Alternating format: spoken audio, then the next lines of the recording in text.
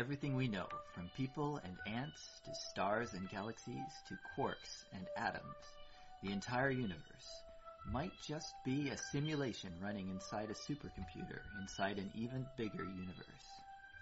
Ancient philosophers said that the universe is a dream that we're waiting to wake up from. In this dream world of the imagination, anything is possible. All cultural items, from the dreams of our rodent-like ancestors, to books, to television shows, are merely permutations of the reality we think we live in. Today's age of computers and video games places simulations at the center of our cultural consciousness. A select group of us perform simulations for fun and profit, and we call them games, role-playing and otherwise. We live to run simulations. Join us on the Simulationist podcast as we explore our culture of simulations. And hello everybody out there listening. This is the Simulationist podcast, iteration 37, May 19th, 2013. My name is Josh Treleaven, and I have two co-hosts also. I'm Ryan Kirkby. And I'm Kathy Trithardt. And hi guys, how are you today? Not too bad. It's starting my weekend. Okay, yeah, it is our weekend. We're recording this on Sunday, so hopefully the people listening will get this by tomorrow morning, on Monday morning. Well, they can have something to do as they while away their Victoria Day or whatever it is in the other provinces. You're all working. How about you, Kathy? How are you? I'm doing pretty well. I'm about 80% awake now, so hooray. Excellent. Well, good. A lazy Sunday, that's all right. That's the way it's been for me, too. Geez, now you guys make me feel bad. I had to work, man. I had to work like 7 hours today. Did you get, does it count for a staff for you? No. Oh, that's too bad. But I still got the free sub with every shift, so, you know. Woo! It's something. It's something. So, so what have you guys been doing this week? What have we been up to? First segment of the iteration. Let me see, what have I been up to? A lot of working. I did do some more playing of Minecraft. I always do that every week, of course. And I recorded some of it, and I'll be posting it to YouTube. So, Space Boot. Keep an eye out for him. Yeah. That's my YouTube is Space Boot, my YouTube code name. And that's about all. I mean, life in general, just working. It can't always be like, I made an amazing discovery every week sort of thing. I mean, that's just unrealistic. Right, yeah, and of course I've been watching tons of YouTube. I watch, I like the Lawrence Krauss type of stuff. He's like a physicist, and he talks about... Minecraft? No, it has nothing to do with Minecraft. I would love to see physicists talk about Minecraft. Well, I'm sure there are many who enjoy the game because, well, it's a very popular game, and I have heard of people on other podcasts mention about how they play it, and so I'm sure there's lots of people out there. There's an interesting amount of variable styles, and I'd like to see how the high end of the physicists, and the people with the PhDs play the game as opposed to the regular Joes. Yeah, and I hope I'm not crapping on PhDs too much, but I think in some ways they get too much credit for being above everybody else, because I think when it comes to a thing like a video game and stuff, I don't think they'd be that much Well, no, but you can't deny that earning a PhD will definitely help change the way you think. I mean, I only got a bachelor's degree, but it drastically changed my entire state of mind, and I can barely imagine what I was like before that time. Well, but the other thing that you did during that time is you moved from being like a 19-ish person to a 24-ish person, and that's a pretty large area of growth in a person's life, I'd say. Well, yeah. Regardless of whether you get a PhD or right at the end, right on the final semester, though, I was doing so many projects at once, and I was doing one after another, and I was staying awake for 2 to 3 days at a time, typing and analyzing, and I think it must be like the intellectual equivalent of nirvana. Because I hit a point where, in my head, all the information, I was acknowledging it as information, weighing it based on the veracity and the weight of the subject matter and who was saying it, and it was all getting assigned, proportionate to that, and it was just magnificent. And then they said, no, you've learned enough, get out of here, buddy. And I had to, stop thinking that way because I ran out of things to read and weigh and analyze. And then so you went and you got a job and you knocked up your wife, and now you're just devolving the rest of your life. No, I'm actually keeping the mind in a semi-state. If I really focus, I can start hitting that zone again. Oh, you can have it all? Okay, well, good luck with that. And to be fair, I prefer the term making love to my wife rather than knocking up. Sorry. It makes the baby sound more special that way. Okay, yeah. So if you're listening to this in the future, Zoe, sorry about that. I meant no disrespect. That's okay. They'll probably have some sort of really fashionable... or yeah. She does put it on every once in a while. It helps Zoe, fall asleep when she doesn't hear Dad's voice all the time otherwise. But I'm willing to bet in the future, when Zoe's a teen, they will have some other term for this procedure of procreation that is going to be incredibly crude and vulgar by our standards.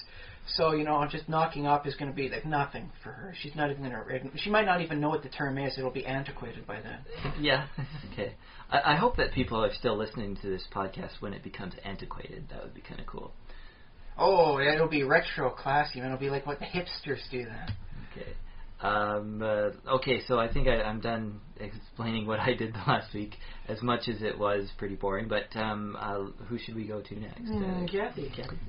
This week I started my new job, which is awesome. I really like the people, I really like the work, and I really like the free box of organic produce at the end of the week, so huzzah on that. And that's proper organic produce, not just we have to throw this out, otherwise do you want it, right? Yeah, some of it is the, hey, this is going to expire over the weekend because we're not open on the weekend, take it. And then a lot of it is, hey, we just overbought on X, have a bunch of lettuce and everything like that. So I got some good stuff. I got a couple of heads of lettuce, I got a couple of little pint things of tomatoes, some organic blueberries. Tomato by the pint. Yeah. That's a wonderful volume. And some tomatoes yeah, exactly. And then tomatoes on the vine, some mushrooms, some potatoes, some tofu, some hummus. Apparently we'll be getting hummus a lot, so I can stop buying it, which is awesome because hummus is expensive. Oh, that's cool. Hey, we can, they're not, your employer they're not paying us or anything, but we can, mention their name if you want. Okay, yeah, I work for a company called Spud.ca, so it's, they do urban delivery of produce and also meat products, dairy products, that type of thing. So check it out. It's in 6 major cities, 3 in Canada, 3 in the States, so it's pretty awesome. Most on the western side of North America. Yeah, it started in Vancouver, and then we've got it here on the island. It's also in Calgary, and then I think it's Seattle, Los Angeles, and San Francisco, I believe, are the U.S. locations. So yeah, if you're on the western side of the continent that we call North America, and you're in a big city, give it a look-see. It's actually pretty nice stuff. Yeah, it's really nice stuff. Yeah, and it's funny hearing about, you don't think of gamers and, healthy food kind of mixed, being in the same, I don't know, realm or universe, but we're living in the future here. By at least our standards, you can be a gamer, get this healthy food delivered to you, and then you can be actually fit and gaming. Good. Yeah. So, woo, future. It's awesome. I think for myself, I started playing 0-player games this week. Because I look after a kid until about 9:30, 9:45 at night. I don't always have the time I would like to invest into the games I would play, so I found some games that play themselves for you. Mm-hmm. Isn't that called a TV show? No, actually. I got one real nice one called Progress Quest. You roll up your stats, and the stats matter very little. Strength determines how much you can carry before you have to go back to town. Other than that, doesn't really matter. You don't actually use any of the spells you learn. You don't die. It's just, the game plays itself. And so it starts up, you choose the classes, and the race doesn't even matter. This is a computer game, right? Not a pen and paper 0-player game? Oh boy, wouldn't that be amazing? That would require some sort of automatic pencil button, It's like origami, it comes in a... Oh no, I remember those little ones where you just go back and forth and then you open up the cootie catchers. Yes. Yep. You open that. No. Still need a player to play that. At least one. Yeah. Kind of sad if you play it by yourself. It's preferable if you have at least another person. It's too easy to memorize the results. So. Yeah, exactly. No, it's just a little program you can download off the internet. You can put it on a zip drive. It's tiny, tiny little thing. And I started up and I started playing it, and I've got 2 characters right now that I level at the same time that are up to their mid-30s.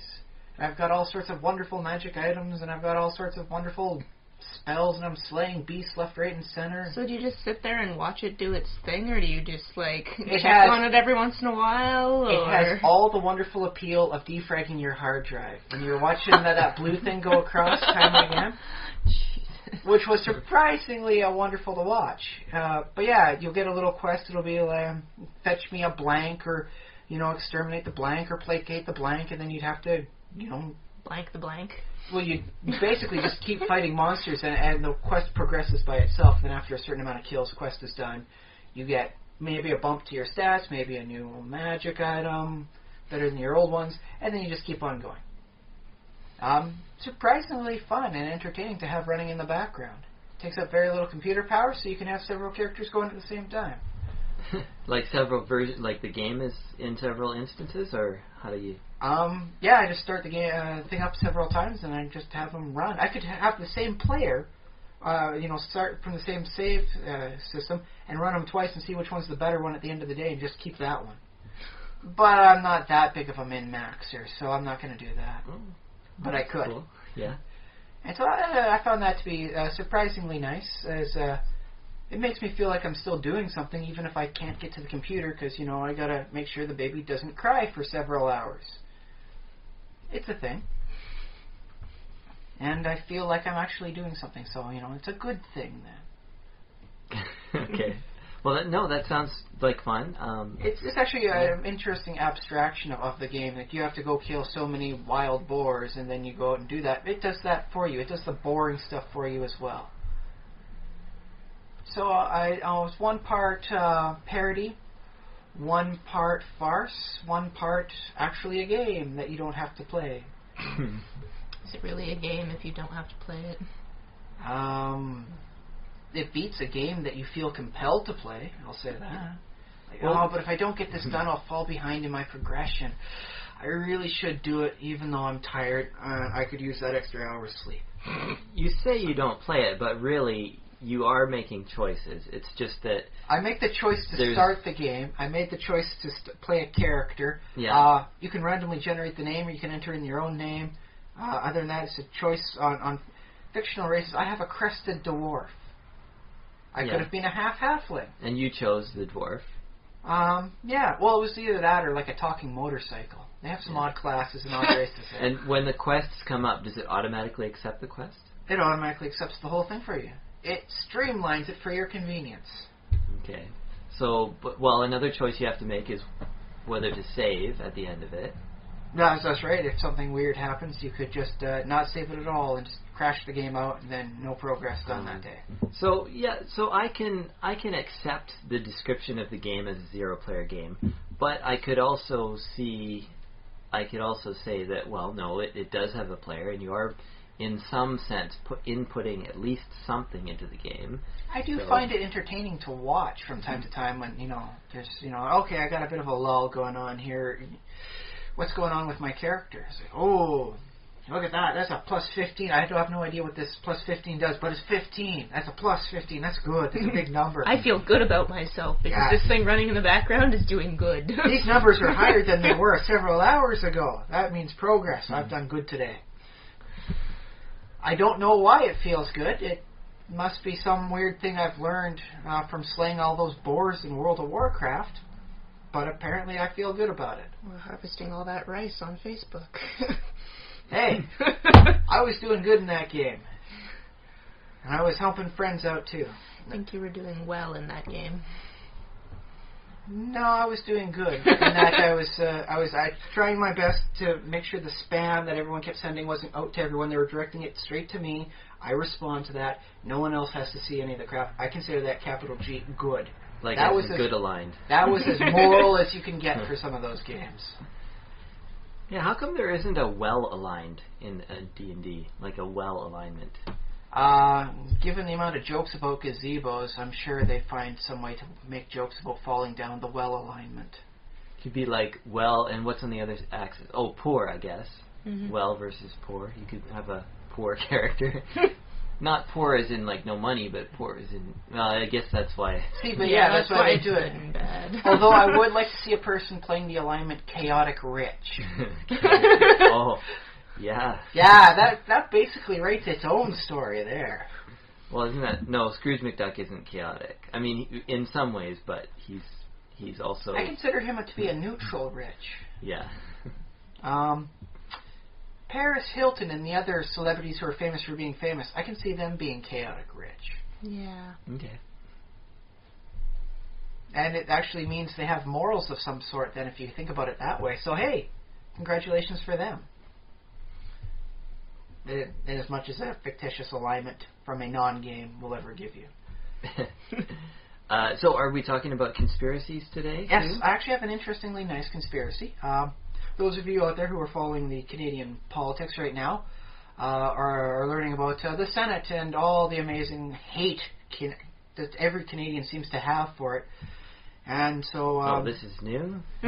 No, but it is up on this, the proverbial big screen for everyone to see and rant about.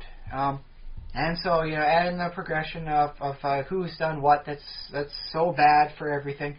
The one head aide for the Prime Minister wrote a $90,000 personal check to cover some, inappropriate expenses for a Conservative senator. Yeah, which turns out was sort of not allowed in some way, I guess. I mean, I don't really understand how these things work, but apparently...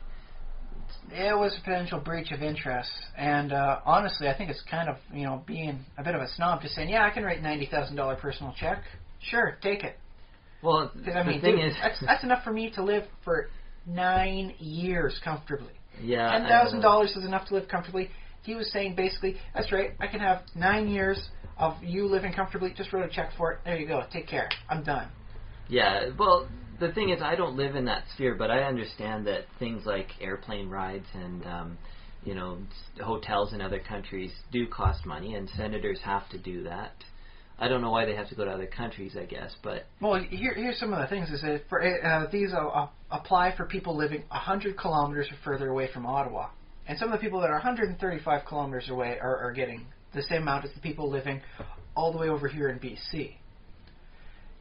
Now, really, at 135 kilometers away, if you're doing 70 kilometers an hour, it's a 2-hour drive. Not bad, but I don't think you should be getting a couple $100,000 a year in expenses allowed for this sort of stuff. That seems like you're driving a little extra further than 135 kilometers twice a day. Well, yes, I mean that would be true if it was just the one guy, but a senator has to have assistants in an office, so I would imagine he might have... No, it's apparently just for them. It's just for the personal... It's just for them to do there and to get a place to live, when close to, Ottawa. I guess what we need, though, is we just need to advance our technology so that people can do, video conferencing and stuff. I think. Yes. Yeah. Why aren't they just doing all their conferencing on Skype? I would be so much happier if they could do that for the legal system, too, so you don't actually have to, sometimes people have to travel to another province just to make an appearance in court. And it'd be so nice to go to any courthouse, sit down on the thing, do the proper swearing in or whatever it is, and then just video conference in your trial stuff. Sometimes they do get people to do depositions, which is basically just videotaping what you need to ask that person for the case, which makes a lot of sense depending on where that person is and how much of a hassle it would be to go to where they need to go. But wouldn't it be nice if every system was set up, every courthouse was set up to do something like that? It would be so much more convenient. Well, it would be nice, and I think in the future, I don't know, 50 years from now, it might be that way, but, these things take time to, get everybody hooked in, and some of these judges and people are 80 years old right now, and so... Yeah, okay, I think that might be the biggest impediment to that sort of system. Well, that and whatever they're testifying potentially has to have a kind of a privacy act. I'm sure that people can, break into Skype pretty easily. How is it going to go on the record? How is it going to be stored? Again, people can steal that data. All that type of thing. Oh, I never even thought of the hacking aspect. I just had figured, anything going on in court is going to be so freaking boring. No one's going to want to, and that's the biggest barrier for it happening. Oh, we could hack them, but honestly, if you heard those guys, it is slow, it's boring, and the 80-year-old judge doesn't even know what he's doing. So, he left his mic on when he had to use the bathroom. We don't need to illegally record that. But, okay, so it's back to the main conspiracy topic, is the Prime Minister's main aide has been forced to resign because of his big bad no-no. Right. And it occurs to me, everyone, it seems, on the internet is screaming and yelling about this. It really wants Prime Minister Stephen Harper to take the fall on this, stand up and resign, and finally show some morals, you gutless, plastic-haired, whoever you are. And other little wonderful things they're throwing out about him, because, oh my goodness, they're using some very nice creative names for him. But, and that's the conspiracy thing that occurs to me. When the conspiracy finally is unveiled and everything starts falling and, oh no, people are going to take the blame, it's never the top of the pyramid that crumbles. It's always somebody down near the bottom. It's never the top. And that always evokes the sense Nixon it was. Well, Nixon's an interesting, subversion of that. For him, it was actually the big guy fell. Yeah. Most of the times, no. The big guys, especially these days, seem to be just getting off scot-free. Nothing's following up. No prosecutions going on. They just walk away, and then everybody eventually forgets about it. Well, that's true. And not to compare Stephen Harper to an evil villain or anything like that. So, let me see. For legal reasons, I am not doing that. But yes. Let's keep ourselves covered here. If you were a big, bad, evil villain or something like that, you would want to insulate yourself. You would, I don't know what you would do. Give your subordinates instructions not to tell you certain things, basically. The willful ignorance thing. The plausible deniability angles. Yes, that's a good one. But it occurs to me, though, for the conspiracy thing, it really doesn't matter how the head of the pyramid sort of thing, escapes, the wheels of justice. They do. And that leads to dissatisfaction. Even when you win against the conspiracy theory, you don't feel satisfied. You feel let down. And I think that's a nice thing to point out for, the end of your conspiracy theory that you're writing up for your novel or your own personal, mind, craziness. Even when things start, looking like they're going your way, it's never all the way. It's never what you really want. The big guys always escape, and you just feel let down. There's no happiness about it. Maybe bittersweet. Yeah, we got a couple of them, but it's never the big names. And so that's the conspiracy thought for this week. Is just remember, it's not happy even when the good guys win. It's still sour in your mouth. Oh, well, that's a fantastically positive note. Well, I mean, maybe Harper will wind up being the next Nixon, in the case that he actually is caught being the evil mastermind behind everything and has to step down before horrible impeachment laws. I have no idea what the Canadian impeachment laws are for the Prime Minister, but whatever happens.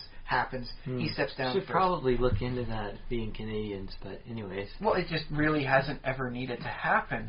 We tend to have decent enough Prime Ministers. It's just not something you need to know. I would like to know if it's actually there, if we have a system for it. If we don't, we should probably put something in there. Probably. But yes, that's a conspiracy thought for this week. Even when the good guys win, it should still feel like they didn't win enough.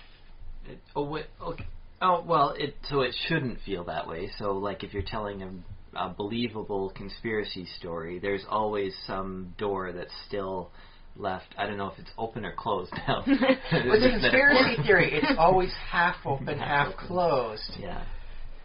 The reasons why you have to discover for your own self. If you have OCD or something, you can't handle a door that's just slightly ajar. Has to be one or the other. Yeah, you never get that full closure. Exactly, yeah. I was waiting for that. Thank you for You're welcome.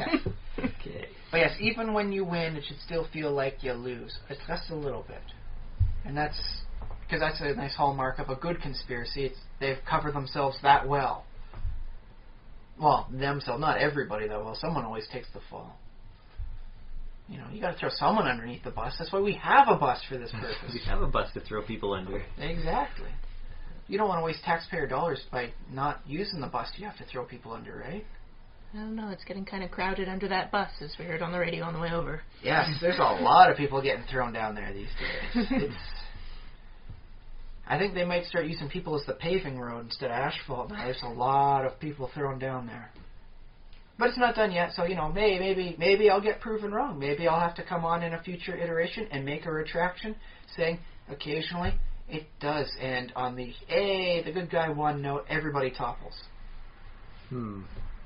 Okay, well, So- we'll wait for that. We'll Time will prove me either right or foolish.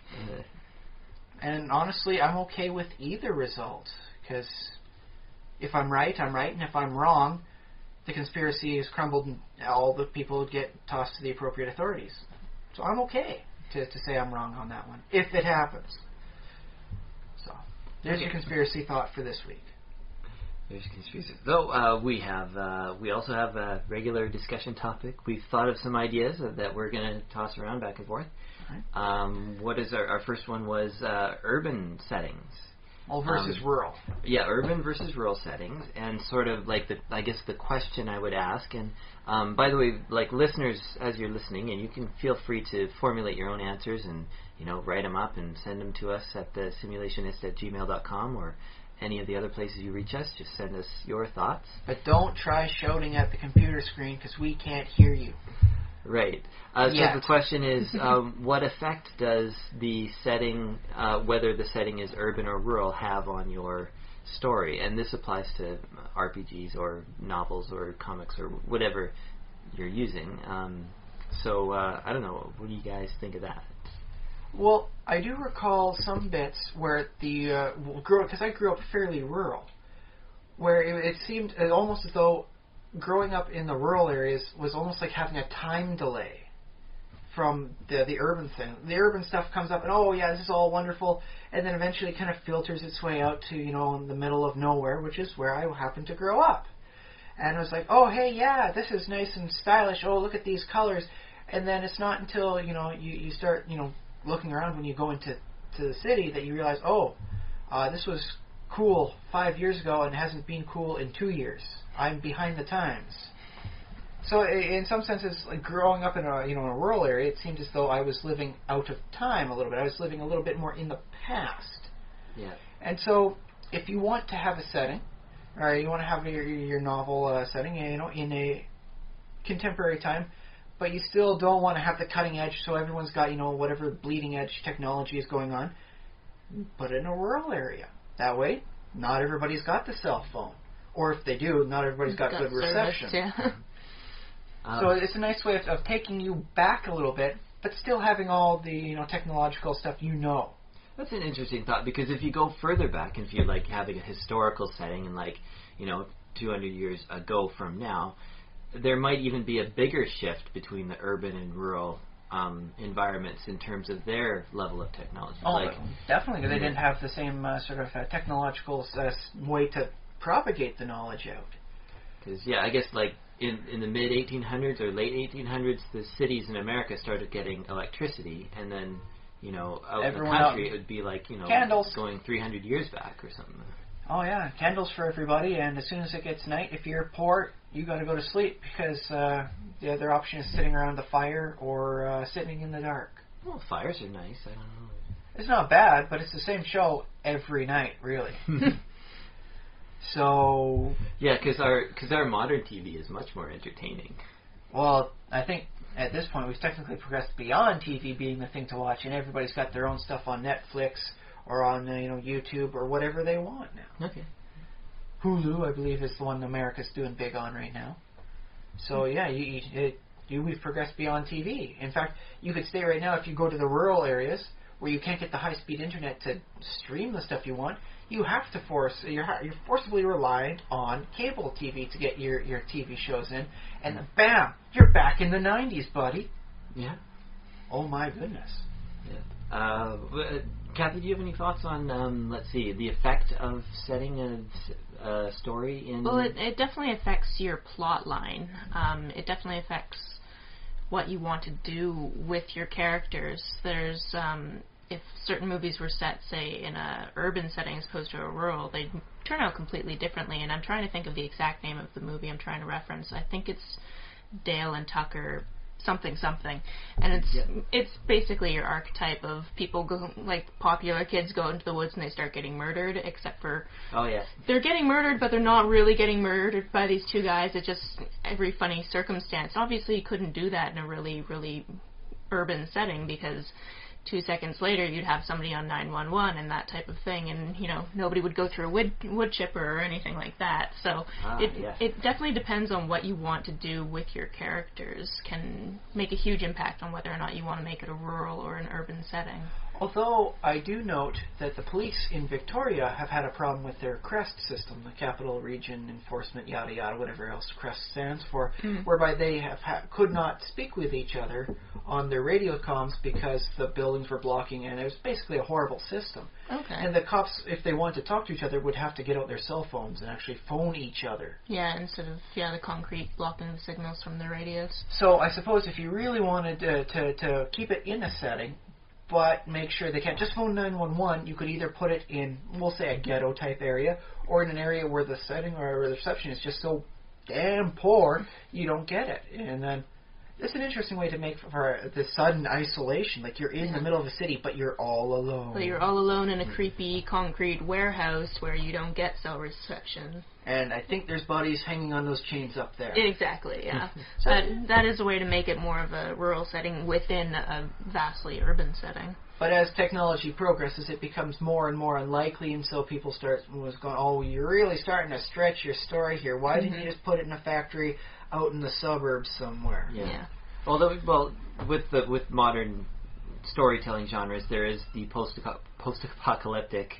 I always have trouble saying that word. And there's because you can do an urban setting in like a world that's sort of fallen apart, and you can say, oh well, technology has declined in this area or whatever, and then you can say that's your reason for not having cell reception or whatever it is. Well, you don't necessarily need to even have it be post-apocalyptic. You could have it be urban landscape decay, where this town was once vibrant and wonderful, and then the factory closed down because of, we'll say, bad management. It's just bad management. Nothing horrible or anything.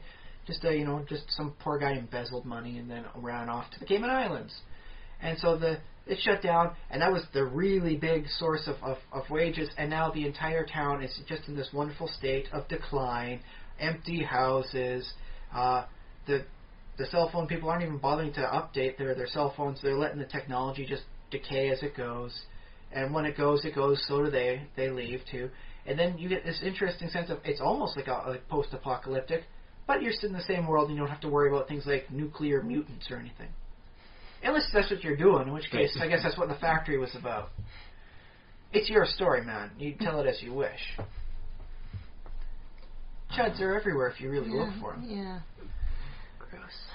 I was going to say about urban versus rural is that the factor that you have, I guess it's very basic, and you probably already thought it, but you just have more people around, more characters with potential stories, so more things kind of intruding on, you have a story going, but there's interruptions and there's other potential sources of chaos and conflict, whereas, out in rural, it's like you have a small town, it's a finite number of people who should likely know each other or know of each other very closely through the intricate web that small towns form. Yeah, and then whereas with an urban environment, there can just be, like, it might be in an urban story, random things can just happen. Like, it's just suddenly, here's this other random person. Suddenly they're a part of the story for no reason, and that's plausible. Because he took the wrong alley, and now you got to talk to the wise hobo that's actually just a drunk spewing nonsense in the alleyway. Depending on how you want to write, I don't know. I'm not telling you how to do it. But that is an interesting thing. I think because the more people you have in the urban setting, it will change how you even write a story. Because with the amount of people there, you can have the people talk to each other, whereas man alone in wilderness sort of thing will set up a situation where you have to really detail his thoughts.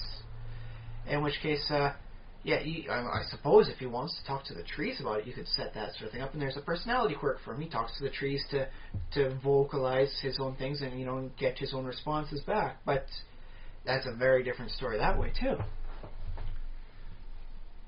Especially if you decide that the trees are actually answering back to him and he's just going nuts. It's a way, if you want, it's a character trait. Not necessarily a good one or a bad one, it's there.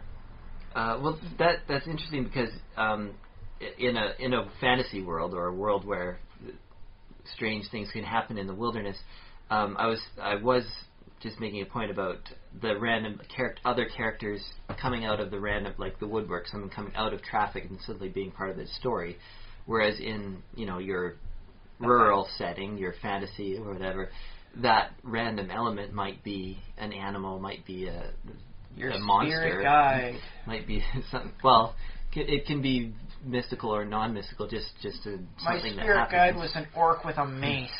Oh, I learned so much, but it hurt. So so those random elements just take on a different character, I suppose. And you see that in gaming because you have different tables. Like you have your encounter tables. In nature, it's all these animals, and maybe there's a weather event or whatever. And then in the urban setting, it's all the urban characters and the urban archetypes. It's never a crazy hermit you meet out in the woods. It's always something like a pack of wolves. But it can be a hermit. I think that can be on the list. But they never seem to be on the list. You can get a pack of dogs, in the city, like feral dogs coming after you, but you never get the wonderful hermit to match out with a crazy drunk man in the city. Well, that should be on the list. I'm not thinking of any lists in particular, but there's some in the Dungeon Master's Guide. Just whenever I've looked at the list of the stuff you see out in the woods, there's never like another person. It's always you meet this horrible monstrosity that's against nature, in the middle of nature, but it's still there. Well, maybe the hermit would have gotten eaten. Oh, the hermit turned into the monstrosity. I don't know. I was kind of like picturing, like a monstrosity wearing like a hermit skin cap and cape. That really adds a nice intimidation factor. Oh God, he's wearing a human skin. Do we really want to, like deal with this, or do we just want to run out of here now?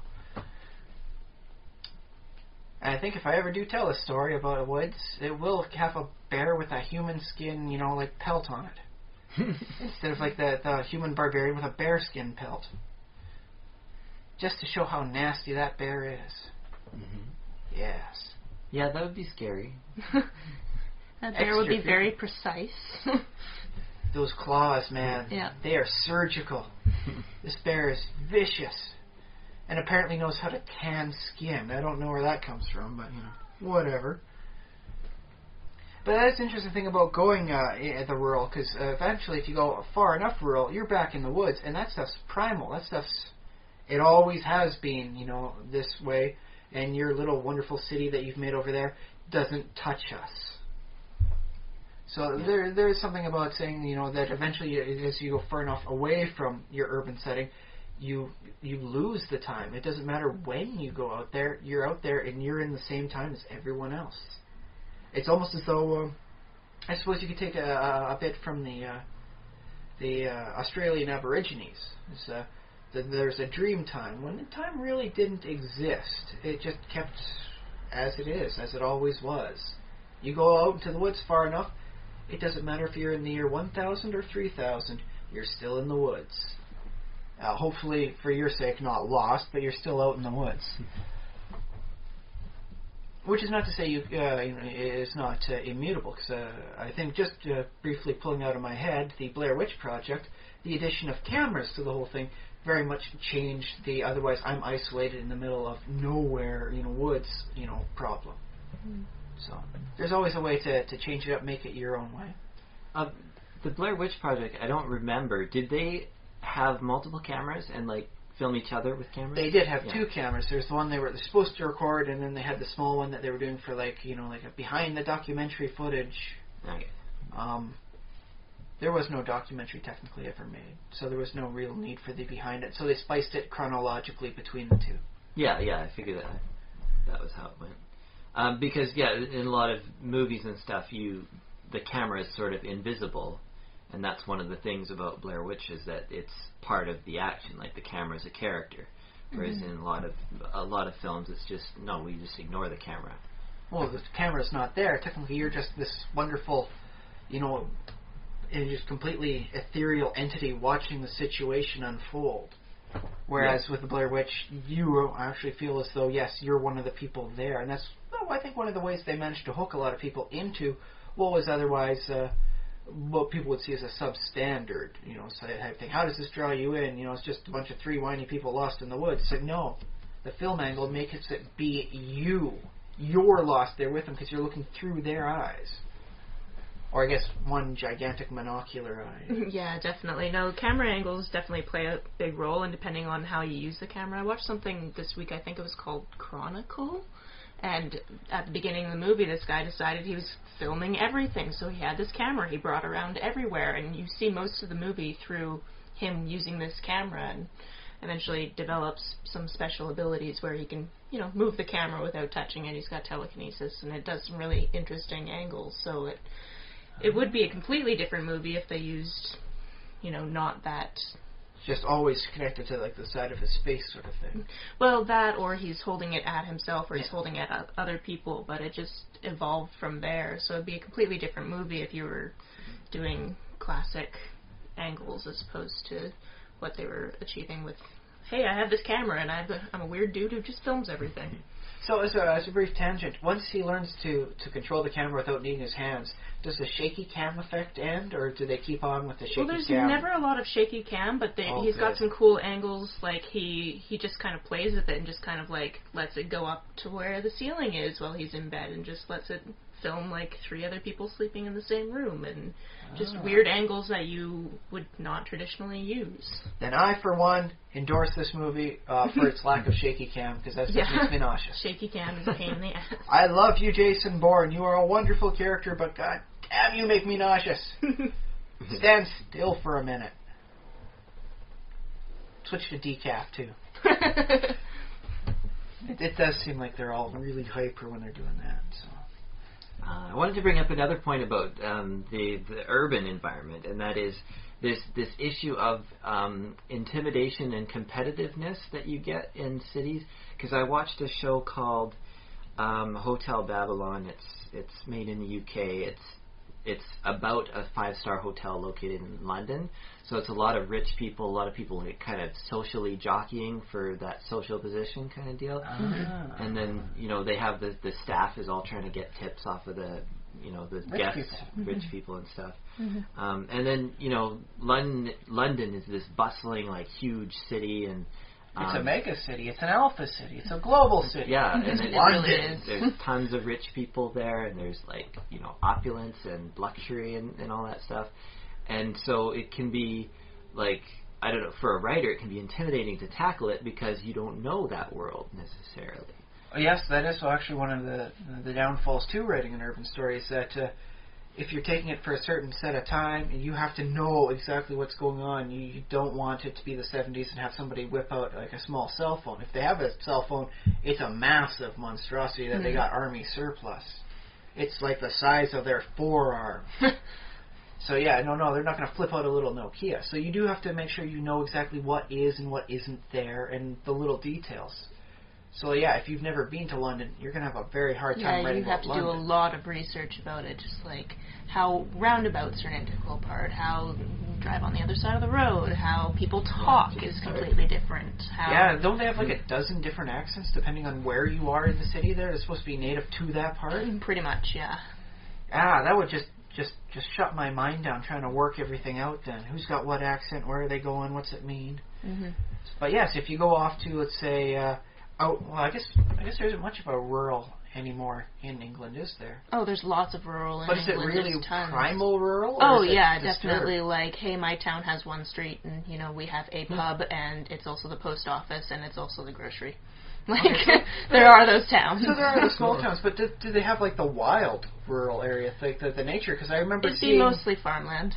I've been seeing what Sherwood Forest is, and it is pitiful compared to when Robin Hood was around. It's... Actually, I think if the last I saw for an above-ground image of it, it's split into like a dozen different pieces because of roads and claddings and everything. And the birds are horrible there. That's how I learned it. I was looking at bird primary disturbance habitats and all that. But you were looking at a map sort of from overhead kind of deal? As well as several photos of on the ground as to what it looks like. Do they have like Street View on the... Is it Google Street View? I know. That was before Google had a Street View. I might want to go back and look at it now. Just look at it now and see what it looks like.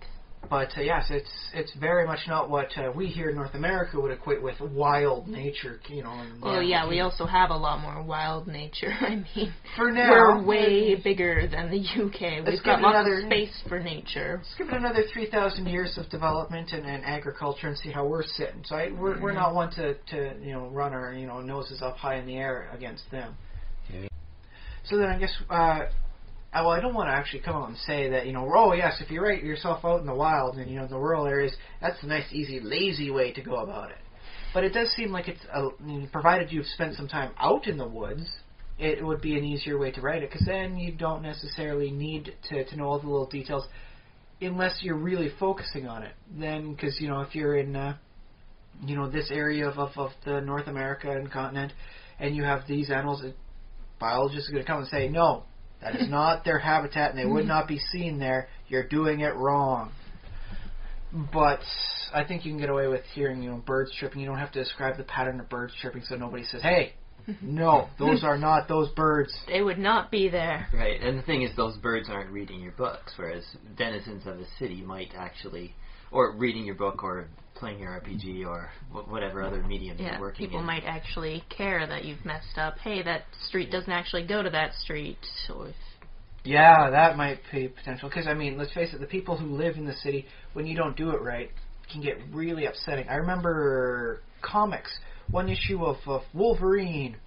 He's going out and he's training a guy, and it says, they go up north, way up north. How far up north? Prince George. And they showed one small cabin, no lights on or anything like that, just one cabin in the middle of wonderful pine lands and mountains everywhere. And it's like, no, I've been there. It's a city, not a great city, but given how far north it is, not bad. Yeah.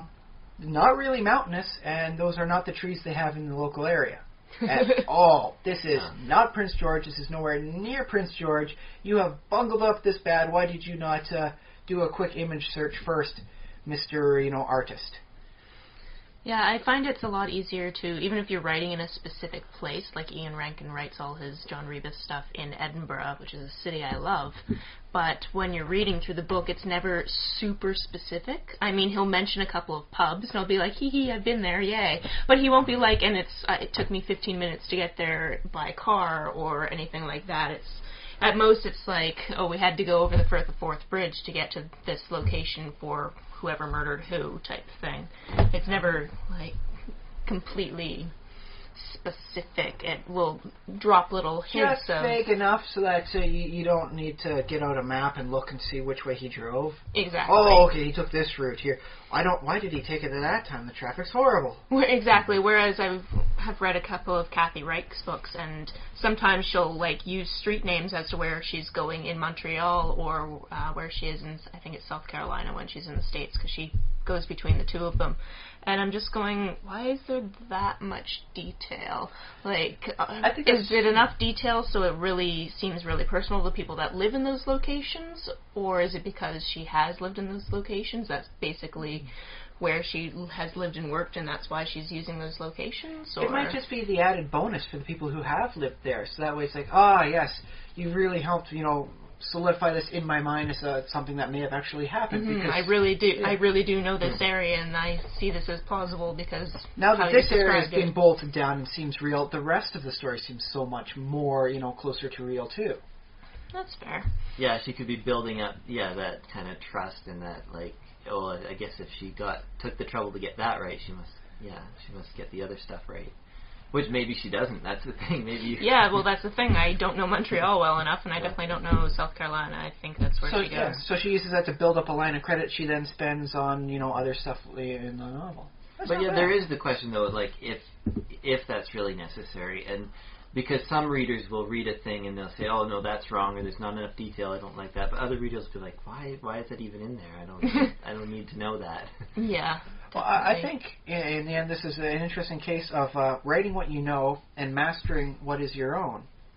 And if there's one person I think I can say really encapsulated that a lot was Lovecraft. He wrote for the New England area because he loved walking around there. Oh my goodness, you say what you want about the man and his beliefs with regard to several topics, He loved the architecture. He loved the scenery of the place there. Mm-hmm. And that really comes through in his writing. On the other hand, he didn't necessarily always have the street names done. He took cities. He just made a city. He made 3 cities at least, and a couple towns in the cities. Bam! Next thing you know, you've got this is definitely Lovecraft County, and so that other people can incorporate it in. Oh yes. See, he's definitely got the Innsmouth look, if you know what I mean. Yeah. Even though Innsmouth doesn't actually exist, or didn't at the time. I don't know if they've changed any names around to make it work. I can see him doing that. It might be fun. Yep. But the whole Miskatonic University and all that the city doesn't exist. The university doesn't exist. He made it his own, so that way he's got a little bit more leeway and still keeps it, very much an urban location, in as much as it was 100 years ago or so. Yeah. Yeah, you'd have to go pretty darn rural to go back 100 years now. I gotta say. I suppose, like Amish country in Pennsylvania. I wouldn't mind reading some nice horror sci-fi fiction taking place in Amish counties now. Yeah, well, I wouldn't be surprised if it's out there. Maybe just Google it after the show. "'Tis a fine barn English, but 'tis no Cthulhu." Well, they would be the cultists, right? Because they, Really? Because I see them, the way they're portrayed in so much of the media. Yeah. They would really make for just a darn good protagonist with their wonderful moral upbringing, and then you could utilize we'll go with a bunch of stinky patchouli hippies, off in some commune offside of them is just the wonderful cultists that they have to put down with pitchforks and whatever else. What else would they use? That's about it. He'll bring his Clydesdale horse in too, because those things can kick. Oh yeah. And then there you go. That's his equivalent of a shotgun. Well, Turns the horse around and smacks it on the rock. I think another characteristic of the Amish is their non-violence, if I remember correctly. So. On the other hand, against Cthulhu mythos, cultists. Well, it'd be the guy forced into being, the reluctant hero kind of deal. And then, you can make a nice thing there in the end of the story is because he's done this horrible amount of violence, even though it was for all the right reasons, he's not allowed back in the community, he becomes the Wanderer. Mm. And so that's kind of a nice way of entering. You can make more books about him. Yeah, exactly. The wandering Amish man and his Clydesdale horse as he wanders across the country. Rumspringa didn't go quite well for him, so now he's kicked out. But he decided to stick with the no technology thing, so he's just... Well, he's still Amish. Well, it in confounds his heart. him. He doesn't understand it, and he doesn't like it. Besides, he's got a horse, man. He doesn't need a car. Yeah. And let's face it, these days with gas prices as they are, horses not that far off for expenses. Both about $10,000 to buy one, and then the cost to keep them, full of energy. Not far off, and it's not looking like gas is going to get any cheaper in the future, so it might actually be more economical to have a horse. Yeah, depending on how far you have to go every day, and whether or not you can park that horse wherever you're going. Wouldn't that be an interesting turn of events for the future? If you're living in the rural areas, they're just going to start working with the horses because it's cheaper for you, and then we just hire one more guy. He tends to the stables. He watches your horses while you're all at work. Yeah, well, I think that's how it used to be. I mean, they used to is. have stables and roadhouses. They used to keep horses there. Mm-hmm. But wouldn't that be nice if they go back to it, because it turns out horses are cheaper than cars, and you can breed them. My suspicion is actually that it would, at least with our society, it would actually be more expensive to maintain a horse to ride across the country than to drive a car. Well, cross country, yes, but if you're staying in the one geographic area and you can get enough people to switch to just around the Great Lakes and stuff. Maybe the Great Lakes. I mean, you could work it over here. You could do it, I suppose, in the Okanagan. Because then, you can work the horse, hitch it up to a buggy as you're picking your apples and all that, and then, hey, it beats having a car, because you can't, hitch a buggy up to the back of the car properly and have it work the same way.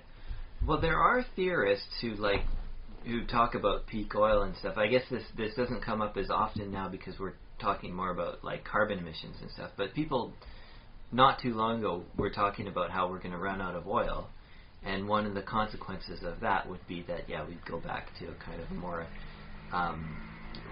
animal-based society, kind of more local-based and stuff like that. And we do a little bit of that too with just just living right. Well, the 100-mile diet, or 160-kilometer diet, depending on which way you're going for your measurement system, is a nice way to help minimize that footprint. Although I will note, we did find a way with biofuels to turn corn into what will effectively be diesel. So if worse comes to worse, we all switch over to the biodiesel, and we just keep living our wonderful, dangerous lifestyle. People starve while we grind up the corn to make fuel. Ouch! Don't you feel bad now? Well, I hope that doesn't happen. So that's an interesting way of doing it if you want to, write in the future, is because of how the peak oil stuff, you can do some interesting things. Yeah, it's in the future, but you're still wandering around on their horseback. Mm-hmm. Because of the consequences of what's going on these days. Yeah, definitely. Or just how you want to project, it's like, take that, people who see life in a different view than me. I'll show you what the future is like, and everyone's riding a horse. Take it. Horses, yay! And all the teenage girls go crazy. Ponies! Now I'm suddenly imagining like the teen scene for that, because you get cars with the racing stripes on them and the flame decals. Could you do that with henna tattooing your horse? Yeah, that's funny. I don't think they had teenagers before 1950. I think there was an interesting different mental perception. The teenager thing was more divided to just young kid than young adult. The whole teen stage kind of is actually a fairly recent thing as far as society goes. And a darn good way to market to a specific group of people that have very low self-esteem. Thank you, puberty.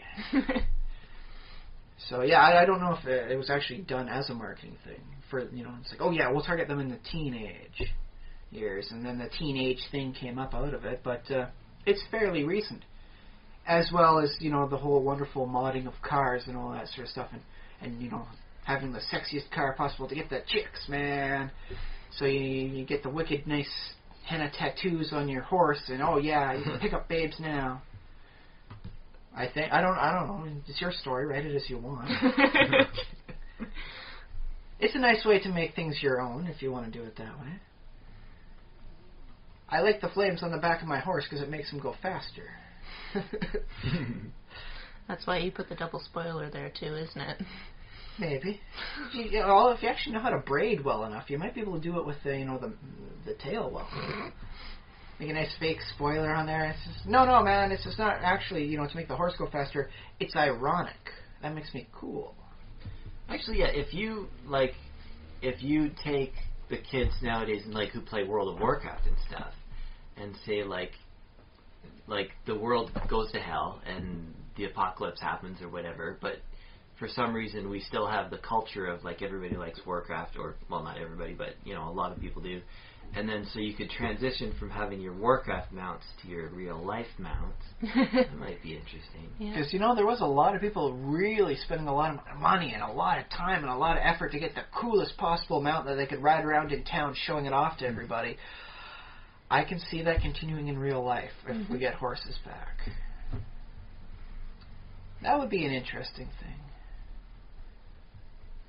Okay, so any more thoughts on the Sure, I was just imagining like glow-in-the-dark tattoos and actually get your horse, so that when nightfall comes, it has a skeletal side appearance on it, and how badass that would actually be. Although I think the jury is still out as to the long-term health effects of glow-in-the-dark tattooing ink. Thank you for everyone out there that's actually testing it out on their own bodies. I am interested in hearing and seeing the results, and I hope nothing bad happens to you. Guinea pigs, though you may be.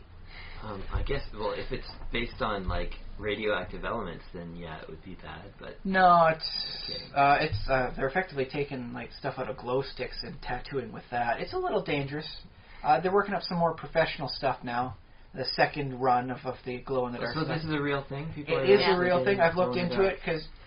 Imagine it for yourself. You turn off the lights. At a sweet party, and all of a sudden, bam! You're glowing. You've got all these nice wicked pattern tattoos all over you. It could actually work nice if you're going for like a detective story, but you're including sci-fi elements into it.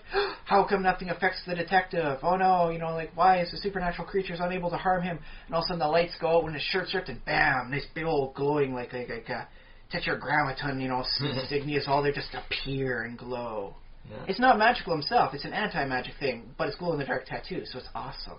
No, that's all right. That's so, I actually looked it up, and the jury's still out as to long-term potential health effects of putting the stuff in your skin potentially forever.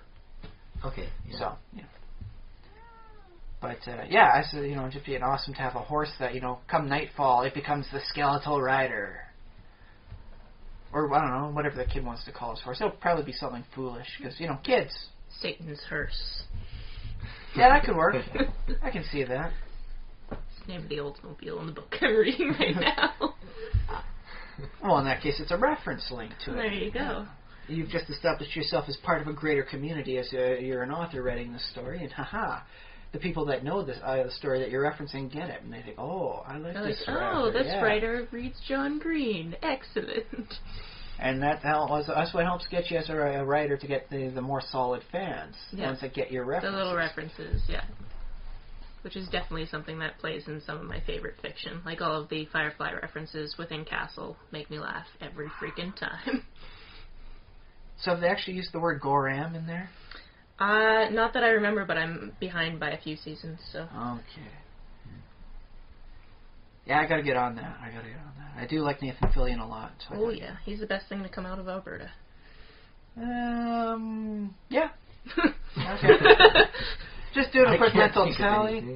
I'll say he technically tops the Calgary Stampede as a whole, but if you're actually there in any given year, personally, the Stampede will probably trump it. But only by a bit. There's some good rides there. Saying he's the best thing to come out of Alberta that's not a slam on Alberta, because he's pretty good. He's like pretty if he had awesome, come out of BC, he would be up there. That's why I had to mentally tally things, like the Calgary Stampede into there. How does he rank? And I think he's a good enough actor in person, because he'll play around with his fans. Yeah. So hooray! Yes, I think you're right. That's a very true statement to the best of my current knowledge. Yeah. I'm not slamming Alberta. He's just that awesome. Yeah. So, okay, let's just put this with a quick link to Alberta. Alberta's the equivalent of Texas for Canada, what with its oil and its cowboy attitude. There's a lot of rural stuff there and a lot of the cowboy mentality. Can we apply the difference between the urban and the rural for a cowboy setting? For other genres of fiction, because it almost seems to me that cowboys are inherently rural, and you really don't see much of them at all in any city of any real size. Except for in Alberta. But that's a much more modern thing. Yeah. But in the stories, obviously, there is the archetype of the cowboy who goes into the city, And he goes into encounters the town, and that's the story, is all the things that he sees, and, he doesn't understand the city ways. Well, as I said, I'm watching a lot of really old television these days because I get a free channel on my cable that gives me old shows. I'm thinking about John McCain as the rifleman, and I can't recall an instance where he goes into any decent-sized, settlement. There's North Fork, where he's situated just outside, small town, other small towns. He's got a history. He's been to these big places, but within the series of adventures that is the TV series, it's not a place he really goes. He never hits a big city. Yeah. Well, so I think that my favorite example of cowboy type going to big city has to be the Crocodile Dundee movies. Oh yeah. Yeah. The perfect example of small town, tiny. But cowboy-esque, going to big city and just not understanding at all. Yes, I think we can all agree Crocodile Dundee is effectively a cowboy. And anyone who says otherwise is clearly not seeing the heart of his character. Oh, he's a crocodile boy. Yeah, he's a croc boy and not a cowboy. But it's effectively, Effectively, he's that type of character, yeah. For all intents and purposes, he exhibits all the traits that a cowboy is seen to exhibit. Yeah. But is the Crocodile Dundee series really can be considered like a cowboy movie, or can it be considered just the fish out of water genre? In which case, it's just take anybody and put them in a completely inappropriate setting for it, which you have a lot of fun with, if nothing else than just for your own writing pleasure. Well, so you're just changing the definition of the cowboy movie, it doesn't count as a cowboy movie if it's set in the city, which I think is fair enough. It doesn't. Well, I think in this case, the other effective plot or genre type for it would trump it being a cowboy. I mean, you can have a cowboy in any setting, but that doesn't automatically make it, by default, a cowboy story. Yeah, but then you can define things, you can get very narrow and decide kind of arbitrarily what you think is it. But that's fine, because we do that all the time in categorizing movies. And I think the actions that happen throughout the plot should trump the characters presented within. Okay. I think that's a good way of doing it, because I think the plot should effectively be larger than any one given character. Well, unless, like, the movie is titled, it's named Crocodile. It's a cowboy It's film, damn it. No, it's his story. It's the story of this main one character who does these things. So These outrageous and hilarious things. yeah. So that is interesting. Oh, I'm just thinking of other ways to analyze this, whether or not which one trumps over the other. And I don't know. Is there like an actual list of guidelines as to what constitutes what for a genre versus a thing? Because I'm thinking quickly, Beverly Hills Ninja. It's about ninjas with Chris Farley. He's a ninja, the great white ninja, but it takes place in Beverly Hills, which is a very urban area. Well, actually, no. Does that qualify as urban or rural? Because is it no? I'd say urban. Yeah. It's urbanized enough. Okay, we don't need to argue too much on that then. So, would that be a variation then? Ninja, out of water as opposed to cowboy out of water? Out of water.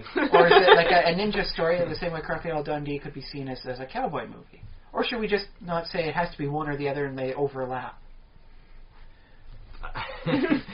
I guess it's it's another fish out of water story. I mean, that's that art, that's that person, that character. It's also the story of the fool, because the character fool, is clearly portraying the archetype of a fool in such a wonderful, wonderful way. I like that movie. I don't care what anyone says. I like it, and I like Robin Yu, the competent ninja who is in there. Yes, I liked him enough to learn his name and find out other movies he's been in. I'm not sure if I even saw the movie Beverly Hills Ninja. Normally I go, what? When you haven't seen a movie from my childhood. I'm okay if you haven't seen this one. It wasn't the biggest, deepest. It was no Citizen Kane of movies. It was not something, you really learn deep about. It was a nice, harmless comedy that, good laughs. And it had ninjas. What more do you really need out of it, man? Chris Farley's a ninja. Come on. Oh, yeah, sure. That's all you really need to know. Yeah, I don't need to watch the movie now. Exactly. You can basically plot out the whole thing in your head. Exactly. I'm sure I would laugh a lot if I saw it. So. It was a good film of his. Although I think it was a little bit marred in that he was released posthumously for him. Oh, was that one of his, or last? It was one of his final movies, but he passed away before it was released. Mm. So that always kind of takes a little bit of the laughter out of the sales. I'm sure it's fine now. I mean, passing has happened far enough in the past that you don't have to worry about it being an immediate, like a downer when you're watching the movie. Yeah. Hmm. Well, I would hope that, like, when somebody, like a comedian dies or something, that the respectful thing to do would be to laugh and continue to enjoy their work. I think for him it was because of the circumstances of his passing that marred it so much more. It was it should not have been a lethal overdose with the amount he took compared to previous amounts he had taken, but things had changed and so his body wasn't ready for it, and it overdosed him. And so drug overdose is always kind of depressing. Well, I'd say death in general is depressing, so we're still be. talking about it. But well, just because, if you pass away in your sleep and everything's peaceful and you were living a good life, it's a little sad, but everyone goes, yeah, he lived a good life and he passed away at the peak. That's awesome. Mm-hmm. Not, which arm was it shot into? I mean, that's, what can you say about like someone who dies based on drugs? Well, I suppose in a perfect world I would, of course I would hope that no one ever died. The next perfect world would be that regardless of how they died, we still appreciate their life and stuff and work and everything. And I still went to his movies and laughed at them. Yeah. Just not as outrageous laughter, This is still a little pressing. Oh, the person on the screen is I can dead see right that. now. I can see that, yeah. I'm sure like I said, I'm sure the movie's fine to watch now. Oh yeah, definitely, because you don't look at movies from like the 1940s and go, oh, all these people are probably dead right now. I actually sometimes do. Have that occur to me and say, oh, there's not a single living person here. Oh. Remind me never to watch old movies with you. Although, actually, occasionally I get proven wrong, because I watch horror movies and they have a host once a week. And it comes on, and the guy says, "Oh yes, and this young lady you see here, you know her, quite well, even though you don't know her name. She played, later on, the old Rose in Titanic." Yeah. And then it's like, whoa, she's still making movies, and that just blew my mind. I wonder if she's still around, because Titanic was like 1998. I'm not going to check up on that one. Yeah, it'll just make you a little bit depressed. Yeah. You'd like to believe that she's still alive, so we'll just let you believe that. She's a decent actress, She's doing good roles, several decades apart, so, I like to imagine she's still doing it. She's like Betty White that way. Yep. Yeah, Betty White, another example of a person who's... I'm going to say old. I guess I might as well just say old, because I'm going to try to think of a euphemism. She would have no problem with that. She's one of the coolest old people you'll ever that's true. Talk she about. Is very cool. Of course, I did hear one person mention something that made the passing of the other ladies who played, the characters in Golden Girls slightly more bearable. Because let's face it, Estelle Getty, B. Arthur, they were great names, especially B. Arthur. She did some amazing stuff in her time. Mm-hmm. But one person likened the whole thing to the Highlander series. And now that Betty White was the only Golden Girl left, that's why she gets the TV series. That's why she's getting all the programs and commercials going on. She is the one, and that's her power now. And that kind of took the edge off. And, I was able to laugh about that, and then it didn't seem so bad. And now I'm just picturing her in Highland garb and with a giant sword, and that's just a funny mental image. So see, now that would go really well next to the picture of B. Arthur wrestling velociraptors. Yeah, it would. So we need to make this happen somehow. I need to make a few emails. We'll turn your daughter's room into a gallery. Well, no, I'm just going to contact the person that did the painting of B. Arthur, and she looks magnificent when because she's got like the one velociraptor in a headlock and she's about to drop it. And she's looking just so serene, in the way that only B. Arthur could. And I want to contact him and say, is there any chance I can convince you to maybe voluntarily do Betty White as the final Highlander? It might be worth an effort. I mean, it's worth email doesn't cost anything to send. I can try it. Yeah, you can try it. They might go, that's so awesome that they'll do it. So that's what I'm hoping for, because I can't afford to pay. Yeah. So, there's my good deed for the internet, I suppose, this week. Send out the right ideas to the right people that can make best use. So that's our thoughts on, some of our thoughts, and I'm sure we could probably go on. We have other topics to get to. Well, we can get to.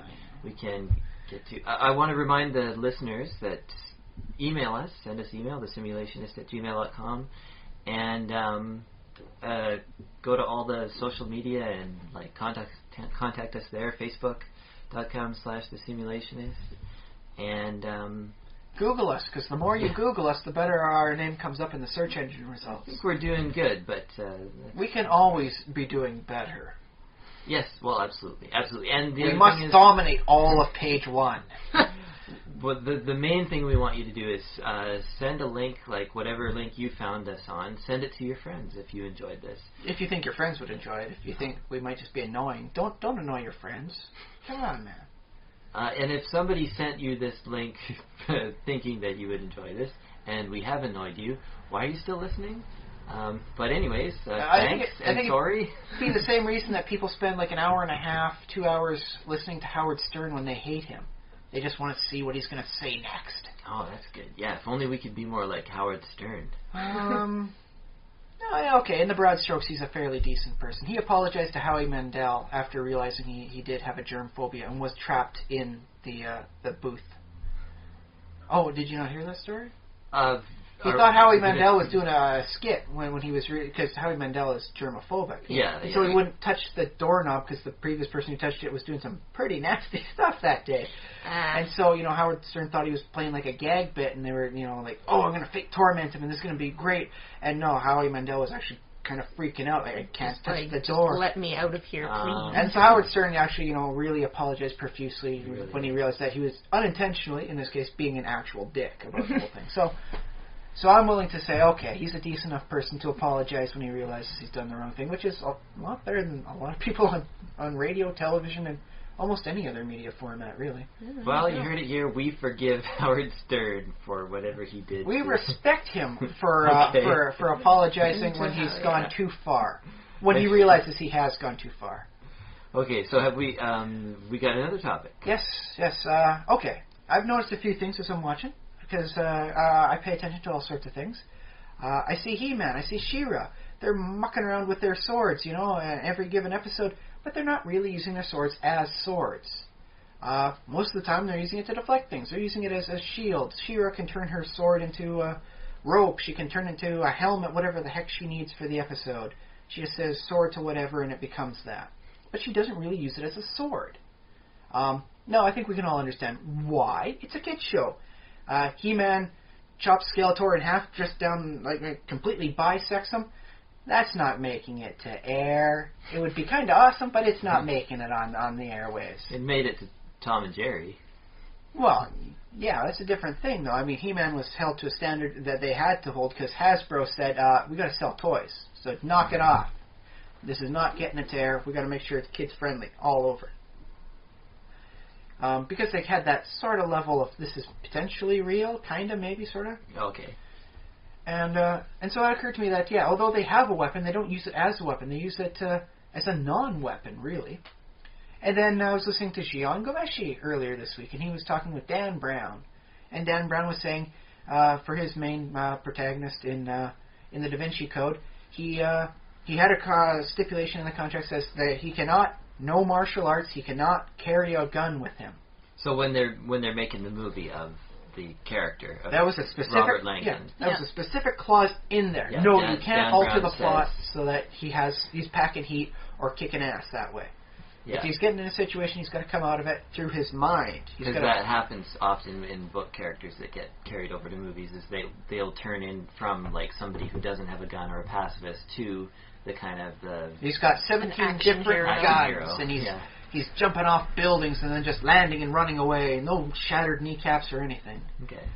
And when Jian Gomeshi asked him, well, why did you make sure to have this? Aside from the fact that it didn't have it in the book, and it's kind of nice to keep track of the book. If you're making a movie on the book, you keep to the book. But apparently this is a little bit beyond a lot of what Hollywood people think. So, I have to stress this a couple times in case they're listening. It's a chance they're listening. They'll listen at some point in the future. But the reason he said why he made sure that Dan Brown was not a black belt or, hadn't had a gun with him was it was more believable for him to not have it. Not everybody has a gun. Not everybody goes out everywhere, with a gun in a holster. Not everybody has the black belt in 7 different martial arts. Any martial arts, really. And that by having it so that he doesn't have this easy option of, I unload my clip and then the problem that was chasing me is gone. He has to think it through his mind, and that's apparently a lot more relatable. He really should have brought a gun, shouldn't he? Honestly, and by the time that 3rd book is rolled around, maybe you should consider, going for the whole thing, taking the proper gun training lessons so that he can properly use a gun, because it's not just buying a gun and then having it. You got to learn how to use it properly so that you don't hurt yourself. Well, to be fair, as a character, you're not thinking, hey, I'm in the 3rd book, I'm going to go on another amazing adventure where I'm going to be in danger. I should probably learn how to use a gun. I think it's true. On the other hand, if you've gone through 2, life-threatening, separate adventure, experiences, aren't you going to start thinking, I gotta need to protect myself because apparently I have this habit of endangering my own life. I would think that I'd fulfilled my quota of dangerous situations and be like, okay, that's done and I lived. I can move on. See, now that's what I would think after the first one. But when the second one happens, it's like, well, geez, now I have evidence to say that previous thought was wrong. I better learn how to protect myself, if no other reason, get myself some first aid. Okay, well, lightning struck twice. Fair enough. Is lightning going to strike a 3rd time? Well, I said lightning isn't going to strike twice, after the first one, so maybe I should just keep my bases covered. Plus, let's face it, it never hurts to know enough about gun safety. In this day and age, if you ever come across a gun, it's nice to know what the heck you're supposed to do and not do. Well, I should, as a person who doesn't have a gun, even if I Now they know! Now they know they'll break into your house and steal everything you cherish. Yeah, as one of the millions of Canadians who doesn't own a gun, it's not the thing I would go to, even if I did have a very scary adventure, and even if for some reason during the adventure, like I found a gun and had to use it or something like that, I don't think it would alter my personality or my outlook on life to be like, okay, that's it. Now I'm getting a gun and learning. Yeah, I'm clearly in a situation in my life where I'm full of danger all the time. I should learn how to use a gun. I don't think I would. I might take first aid courses. I've actually been thinking of that, is that it would be a useful thing to have more first aid. I do need to brush up on my my St. John's Advent. I do still have the booklet I had, so if you ever want to unofficially learn it, you can just browse through and find out some booklets too. What you do and don't do. Although we are living in the future, they have an app for that now. It's a free app. You can get it on your iPhone and all that. And if you need to reference anything, you can search it up, and it has it all nicely there for you. And it seems just so handy to have something like that with you. They really do have an app for everything. Well, that seems like something you should have an app for. This isn't like the high up on the list. It's not what should we do now that we have all these thousands of millions of apps. It's like what should we really have an app that everybody could make use of or should have with them? That seems like it. That seems pretty good. Seems like it should come with the device. Yeah. It should. But apparently they're giving it away for free because it's all public knowledge. Yeah, exactly. So you can just all you need to know it. is to know of the app to get it. So hooray. Exactly. Yay. And, have a smart device. Yeah. It always, of course, helps to actually know it because, if your battery dies, then congratulations, you're that much stupider now. Yeah, well... That would be what happened if we didn't have the internet anymore. Oh no, secondary brain, I don't know anything now. Yeah, oh god. I can't even spell check in the Google bar anymore. I would so very much hate having to lose access to the Wikipedia. Yeah. I would lose at least 20 IQ points. Just in the first 6 months alone. Well, you'd gain them back because you'd be training. You'd be like, oh, I can learn this and that. My I have to read actual books. Yeah, exactly. I don't necessarily have the time anymore as a father to an infant to read the books. But if you have time to read Wikipedia, you can read books. Be it very slowly, you can still read them. I won't lie. I quickly glance over everything to make sure I'm back up to speed on what I do know for the topics. And okay, that's enough for the retraining on this. I'll come back in 6 more months, and off I go. Fair enough. If I need to know what teleology is about, I can just do a quick search on that. Got it. Okay, I'm back. I thought it was what I thought it was, just making certain. I don't know. If we do, lose the internet, you might just have to make some daily trips to the library with Zoe in tow. Oh, but then I'm going to have to use those card catalogs, and I hate those card catalogs. You can just go browse the section. That's even worse. Because if I browse the section, next thing you know, I'm walking home with Zoe, in the one hand, and 15 books in the other. It is dangerous. I'm that kind of guy. I cannot trust myself to browse. I know that enough about me. But yes, Dan Brown has said characters, they're more relatable when they're not, uber, death threats. When they have to deal with a problem the same way you and I might have to deal with a problem. Mm-hmm. Mm-hmm. And so that got me thinking, what are your guys' opinions on the non-violent solutions to the problems?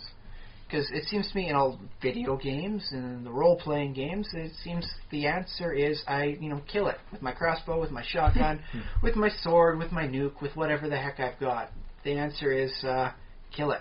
Kill it now and overkill it, and then maybe kill it again just to make certain it doesn't come back. Yeah, I use magic missile. Exactly. I don't necessarily have anything against that solution because that is one way to have a fun, exciting story. But I suppose, I like it when an author takes the trouble to be like, think of nonviolent solutions or think of alternative ways to resolve conflict. So I enjoy it in that much. But I guess I don't mind if 75 to 90% of conflicts are resolved by violence. That's kind of, I'm okay with that. I can see a person who's fearful for his life instinctively trying to get away from, heck, we'll go back to cultists. There are cultists chasing him. But in the end, every once in a while, wouldn't it just be easier just to crack the guy in the jaw and see if he falls? And if he doesn't, then he can keep running. Give it a try. But I do see where he's coming from, and the whole thing. Kathy, what's your perspective on the because it is fun to see protagonists that don't have ridiculous training that not many people have. It's also interesting when they take protagonists that do have some interesting trait, like somebody who's ridiculously intelligent, 187 IQ type thing, but then humanize them through, okay, they grew up and they were the dork, so they were an outcast. Whatever the character trait you're going to give those people. And, even if they are super, super intelligent and have that going for them, they're always going to have the same kind of character traits that everybody has. Things like, well, I thought I was going to cure schizophrenia when I was 25, and now I'm 30, and I definitely didn't do that, so what am I doing with my life? Even if you have everything going... 6 years behind you. Well, exactly. If you have everything going for you, you're not necessarily going to be where you thought you were going to be, or that type of thing, so I kind of veered off topic of the nonviolence a little bit, but by giving a character an interesting trait such as, having every black belt under the sun, but then finding a way to give them kind of a more rooted personality. Well, it is what I like about Jackie Chan's movies, is that, he knows the stuff, and his characters always, know how to flip and run up walls, like, there's a ladder there, but there isn't. He's just running up the wall, because Jackie Chan. But he doesn't immediately go out fighting everything. He doesn't just, walk, okay, that's the bad guy, I'll fight him, and it's a 15-minute movie. Yeah, he just kind of surveys the scene, and then he fights when he needs to. And that's basically the mantra of any character he is that fight when you need to, not when you want to. Mm-hmm. It's not your default so last setting. result. And so that's a very interesting character trait, which I think is very much him. And if you have a character that will run away even when they're trained, people will say, oh, this is like Jackie Chan. Mm-hmm. He's taken that so much to as his style. He could flip out and just be cracking necks like every 3 seconds, flip over someone, crack another neck, and just keep going. No, he runs, he dodges through a chair. He'll go right through the slats on that, and then he'll play some sort of weird little game with them, and the next thing you know, the guy is somehow underneath the chair all tangled up like it was a handcuff situation, and then he goes off. The end. That was a wonderful scene, and no one, even though you watch exactly what happened, realizes how he got to the end. That's kind of the fun of it. Yeah, the disorientation, which is fun when they go through the Sherlock Holmes movies with Downey Jr.? Iron Man. Yeah, there we go. He has a name besides Iron Man. I know. I was like, I can't think of it right now. Iron Man. Because I watched the third one recently. And he'll walk through the steps in slow-mo before they happen, and you're just like, how does anyone possibly think, step 6, and I've, gotten rid of this adversary? It's a chess master type thing. I guess you play the chess masters, and they will go like 5-6 moves beyond you. If you can get 2 moves ahead of your opponent, that is fantastic. 3 moves is considered good enough for the pro circuit. Mm-hmm. But these guys, unless they're fighting a robot opponent, because that throws them for a loop, they'll get 6 moves ahead. Both of them will know how the game is going to be in the future. And that's magnificent, I think. Just absolutely. I can only briefly imagine what it would be like. Them imagining the 6 layers of the chessboard through time. And that's amazing. And so I think it would be interesting to see if there's a person that can do that for the martial arts, as opposed to the gaming arts. I don't know what chess qualifies as then. Or is chess technically a science now because they're trying to solve it like they've solved other games? I think it's still technically a game. You can drink and smoke while doing it, so it's a game, not a sport, for sure. Wait, weren't you also allowed to drink and smoke during hockey back in the day? You can't do it while you're playing. Okay, not the drinking bit. That's a challenge. Well, you can in theory, but you can't if you're playing it properly. I do recall some stuff about a few of the guys, at least while they were training, they'd be, do as many laps around the rink as you can, and they were smoking during the entire time. And they were fit enough, they could just keep on going, even while smoking, and they'd never tire enough. Yeah, but in the middle of a game? Maybe back in the 40s, 50s. I don't know. I can't recall much for games back then. The TV was blurry and my vision's even worse. So my mental perspective of it is very heavily skewed. I don't know if that was actually a thing. You might have just made it up because you couldn't see what was actually going on. On the other hand, I kind of like the classic style because let's face it, everyone smoked back then. You don't get the whole Mad Men scenario. And you have the cigarettes versus the stogies. Maybe I'm right, maybe I'm wrong, but I like to imagine I'm right. It seems more entertaining. But how did we get on this topic? Honestly, don't know. That happens a lot. That's why we have recorded evidence. We can trace our trail later on to figure out what we did. How do we get to this tangent? Awesome. But it would be nice to see if that is an actual thing, because you don't hear about it very often when people are fighting. Sometimes, you get the two people doing a stare down as they're both ready to fight, as they're both thinking, okay, now if he comes at me from this way, I go in that way, and then they're both studying each other's subtle body motions. Yeah, so you're thinking a move or two ahead of, but yeah, I can't. And then the guy does a subtle body motion, where he just slightly adjusts his hips and says, oh, now he's going to go coming from this side, now which means I should do this, and they're both working it back and forth, so that the fight is happening all in their mind. But that's really bad for stuff like movies, unless you're doing the Sherlock Holmes way. Yeah, exactly, or you're, zooming into each character's mind and seeing what they would be doing if, they started going right now. Yes, I see the many tactical options as each one branches out in a fractal pattern. I call it fractactics.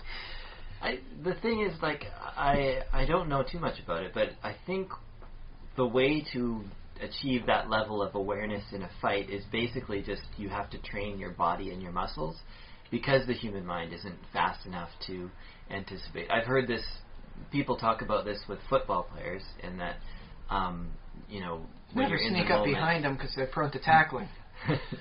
No, it's that when they're in that moment playing the game, they don't have time to think about where they're moving next. It has to be all training. It has to be... Well, that's why they have playbooks, so that they know where they're supposed to go before they ever go there. That's actually a different level, because that's tactical. It's a level above, because it's actually like where each person is going and that sort of thing.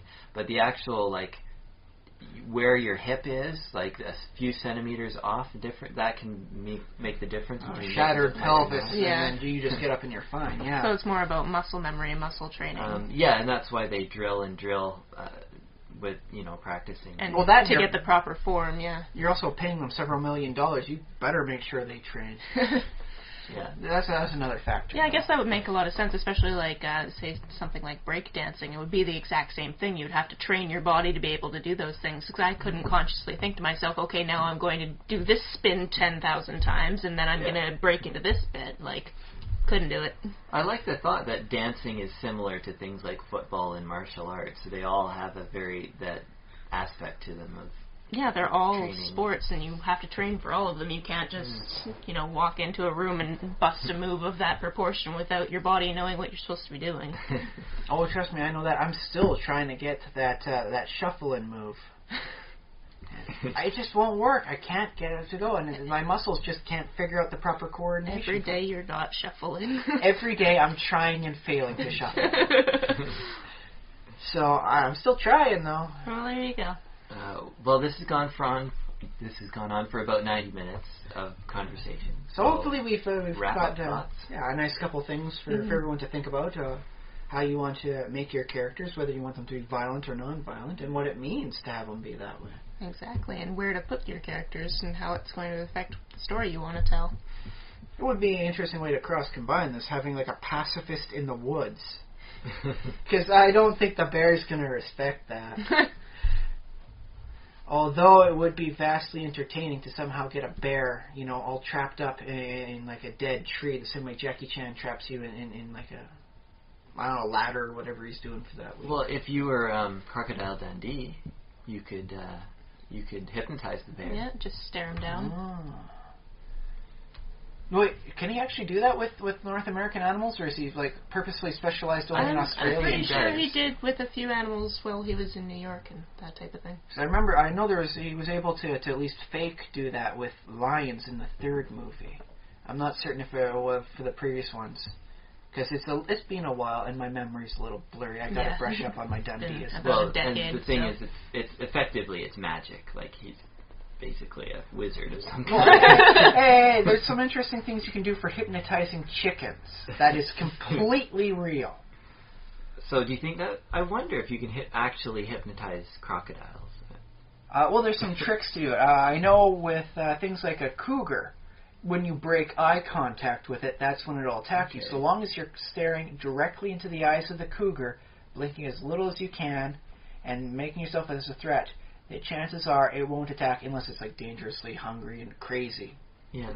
Which is actually when you're most likely to encounter a cougar in this day and age. Or unless she's on her 7th drink. Well, there's that too. In which case, do not make eye contact with that cougar, and do not look big and intimidating, because that might just be her thing. Okay, so everyone who stuck with us to the end, thank you so much for listening. Stay tuned next week. And also, watch for our other podcasts coming up. We've got ideas, man. There is going to be more stuff coming your way, more wonderful things to listen to, so stay tuned. And I've been Josh Treleaven. I've been Ryan Kirkby. And I'm still Kathy Trithardt. Oh, good.